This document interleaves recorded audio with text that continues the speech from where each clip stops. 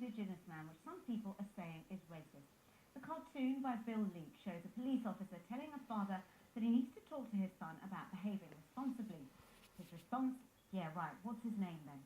Well, the editor of the Australian newspaper which it appeared in said Mr. Leak's cartoons are confronting and insightful and that they force people to examine core issues. The BBC's Phil Mercer's in Sydney and he's been telling us a bit about the reaction there to that cartoon. Well, I have a copy of the Australian. Yesterday's paper contained a copy of Bill Leak's cartoon, and in this morning's paper the cartoonist is firing back against his critics.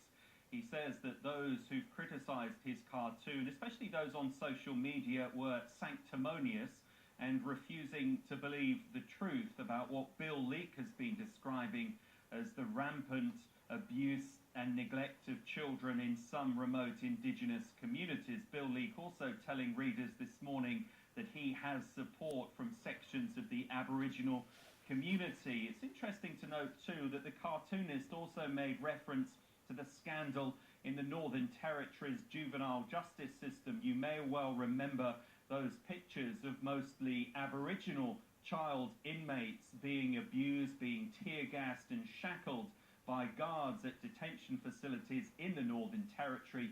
Bill Leak saying that in order to understand why so many Indigenous children end up in prison, you have to look at the sort of homes they come from. There has been criticism from the Australian government, though, the Indigenous Affairs Minister Nigel Scullion saying today that he believes Bill Leak's cartoon is racist. And that was Phil Mercer in Sydney speaking earlier. I also spoke to Roy RC. He's the New South Wales chairman of the Aboriginal Land Council for his reaction. It's appalling for our communities. I don't know why they've decided to do this, but the timing, it couldn't be worse. Yesterday was Aboriginal Children, National Aboriginal Children's Day. Then we have a paper, a national paper, that comes out depicting Aboriginal people as noble savages. And this is the result of unfinished business. You know, it's a colonial view of the noble savage and Aboriginal people. It doesn't, this type of depiction doesn't help anybody. Right. If we want to have an open discussion and debate about this, this is not the way to go about it.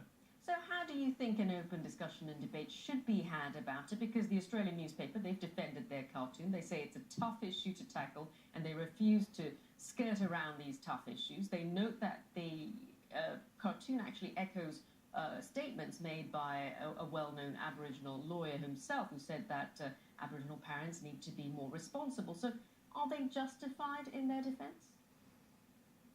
Oh, no, look, we've been facing these issues in this country since 1788.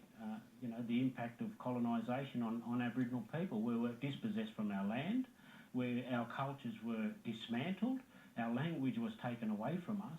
They put us on, segregated us on missions and reserves in remote places, then asked to blossom.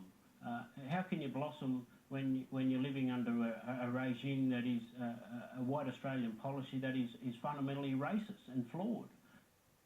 All right, let's go back to Rio now and Babita. Excitement building, less than a day to go, essentially.